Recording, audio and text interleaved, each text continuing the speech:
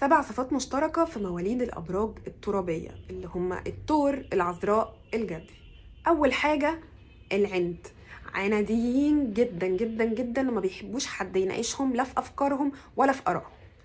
عندهم قدر عالي جدا من الإحساس بالمسؤولية، وده بيحسس كل اللي حواليهم بالأمان، بيحسسهم إن في حد في ظهرهم، إن هم معتمدين عليه. بيدوروا دايما على الأمان والاستقرار في كل حاجة في حياتهم، وبيدوروا عليه في كل اللي حواليهم وفي علاقاتهم.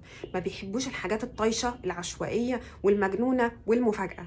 بيقدروا جدا كل حاجة حلوة في الحياة، سواء لحظات، سواء شخصيات، سواء ذكريات. اللحظات الحلوة بيقدروها وبيعرفوا ازاي يعيشوها. الذكريات لو وحشة برضو بيقدروها وبيعرفوا بيفضلوا شايلينها عشان تفكرهم بكل حاجة مروا بيها ويتعلموا منها وما يكرروهاش تاني في المستقبل. ما بيسمحوش ابدا لحد ان هو يحبطهم او يصدر لهم طاقة سلبية او يمنعهم على انهم ينجزوا حاجة هم عايزينها او ينجحوا في حاجة هم داخلين عليها. ابدا ابدا ابدا.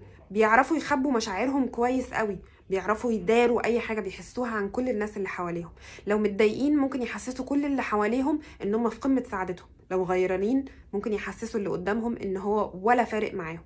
شخصيات بتقدر جدا تداري مشاعرها وتخبي اللي جواها. واقعيين جدا، ما بيحبوش ابدا الاحلام الورديه والناس اللي عايشه في اللالا لاند وبتحلم مع العصافير. بيحبوا جدا كل حاجه تبقى ملموسه، كل حاجه تبقى واقعيه، تبقى منطقيه، وتبقى ينفع تتحقق او تتنفذ.